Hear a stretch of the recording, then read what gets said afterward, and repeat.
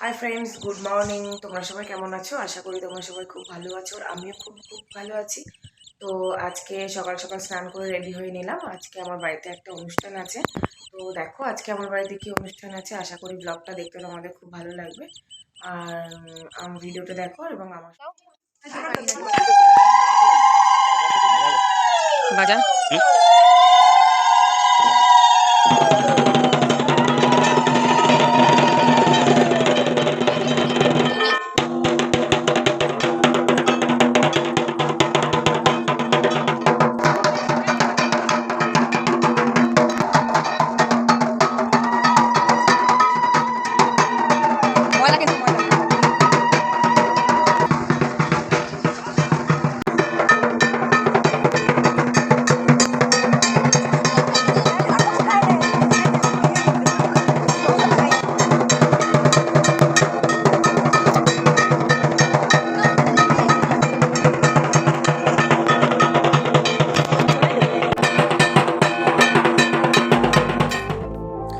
তোমরা কি কেউ বুঝতে পেরেছো আমার বাড়িতে মানে আমাদের বাড়িতে আজকে কি অনুষ্ঠান আছে?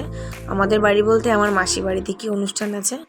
হ্যাঁ, আজকে মনসা পুজো। আজকে কিন্তু কোনো বিয়ে না। তো এই দেখো মা মনসাকে প্রথমেই বরণ করে নিচ্ছে আমার মাসি। এই কলসির ঘটের ওপরেই মা মনসা। তো এইভাবেই আমাদের মানসিক করা ছিল। তো এই মানসিকটা এইভাবেই দিতে হবে। এদিকে ঠাকুরকে এনে আমাদের পুজোর জোগাড় যন্ত্রগুলো চলছে, যে যার মতো কাজ করছে। এই যে এনারা বসে আছেন, এনারা হচ্ছে মা মনসা রয়ানি গাইবে। এটা হচ্ছে আমার ভাইয়ের বউ। ফল কাটতে রেডি। এদিকে ব্রাহ্মণ মশাই তার যাবতীয় কাজকর্মগুলো সেরে নিচ্ছেন। ইনি নিজের কাজ করতে নিজেই ভালোবাসেন। কেউ যদি হেল্প করতে চায় তো ইনি বলে না, আমি আমার কাজটা নিজেই করে নেব। তো ইনি খুব ভালোই পুজো করেন। যাই হোক, আমি ওনার কিছু প্রমোশন কিছু করছি না। তো এদিকে দেখো এই কলসির ঘটের উপরে দেওয়ার কারণটাই, আমার মাসির হয়তো কোনো রকম কোনো মনস্কামনা ছিল যে তার এই মনস্কামনা পূরণ হলে সেইভাবেই ঘটের উপরে পুজোটা করবেন মা মনসাকে রেখে। তো সেইভাবেই হচ্ছে। আর ঠাকুরটা দেখেছো কত সুন্দরভাবে ঠাকুরটা তৈরি করা হয়েছে। তো আমাদের পাশেই হচ্ছে ঠাকুর বানায়, এরা খুব ভালো ঠাকুর বানাতে পারে। এদিকে মাসি মেশো পুজোয় বসে পড়েছেন। এই যে মাঝখানে হচ্ছে ভাই, এই ভাইয়েরই মানসিকটা ছিল। আর এটা হচ্ছে আমার মাসি, আর ওই পাশে বসে আছে আমার মেশো। আর দেখো দাঁড়িয়ে আছে আমার ছেলে ডোডো। ও ও হচ্ছে সব ভিডিওতে ওকে রাখতেই হবে। ও বলে মা ভিডিও করলে আমি থাকবো, আর ভিডিও যদি না ওকে রাখা হয় তাহলে ও বলে আমি কোথায় আমি কোথায়।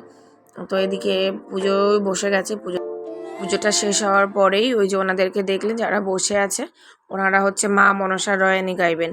আজকে পুরো দিনেই রয়ানি চলবে। তো এদিকে দেখো রয়ানি শুরু হয়ে গেছে।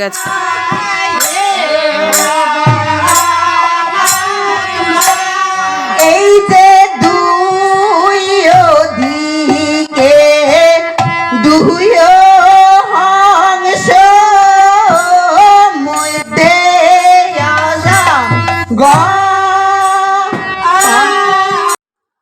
ওদিকে পুজো চলছে আর আমরা এদিকে সবাই মিলে খেতে চলে এসেছি। তো খাওয়া দাওয়ার পরে একটু রেস্ট নিয়ে আবার আবার বিকেলে যেতে হবে। বাড়ির নিচেই পুজো হচ্ছে, ওখানে আবার বিকেলবেলা যেতে হবে। তো দেখো সারাদিন মোটামুটি বেশ আনন্দের সঙ্গেই কাটলো। সবার সাথে হাসি ঠাট্টা করেই দিনটা গেল। দিনটা বেশ ভালোই কাটলো। আবার দেখো সন্ধ্যাবেলা রেডি হয়ে আমরা আবার অনুষ্ঠানের মঞ্চে চলে এসেছি।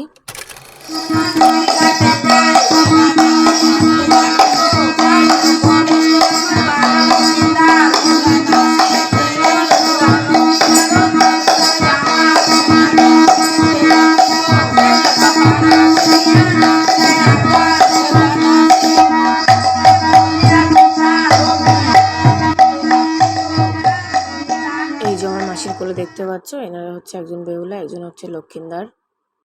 এই বেহুলা লক্ষিন্দারকে মাসি ঘরে ঢোকাচ্ছে এবং ঘরে ঘুরে সব জায়গাতে ঘোরাতে হয়। এটাই বললো ওনারা যে বেহুলা লক্ষিন্দারকে তোমাদের ঘর থেকে ঘুরিয়ে নিয়ে আসো। মাসি তাই ঘোরাতে নিয়ে যাচ্ছে বেহুলা লক্ষিন্দারকে।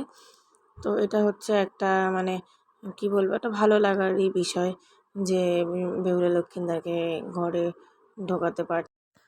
সবার শেষে আবার ব্রাহ্মণ মশাই এসেছিলেন।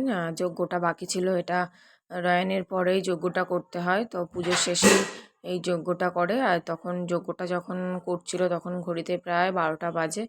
তো তো দেখো যত তাড়াতাড়ি মানে সম্ভব মানে উনি কাজটা শেষ করেছেন। তো রাত 12টা তখন বাজে, তখন আমরা আমাদের খাওয়া দাওয়া কিছুই হয়নি। এবার চলে এলাম খাওয়া দাওয়ার ওখানে, খাওয়া দাওয়া করছি সবাই। এই যে যারা গান গাইছিল তারাও খেতে বসেছে, আর বাড়ির সবাই দাওয়া থাওয়া করছে। তার সাথে আমার ডোডো আছে, ও পরিবেশনা করছে। ও আমরা যত রাত অবধি জেগে থাকবো ও তত রাত অবধিই জেগে থাকবে, এটাই হচ্ছে ওর ব্যাপার।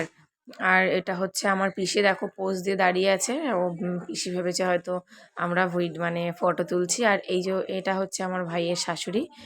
তো এবার দেখো এর ব্লগটা এখানে শেষ করলাম, দেখা হচ্ছে পরবর্তী ব্লগে।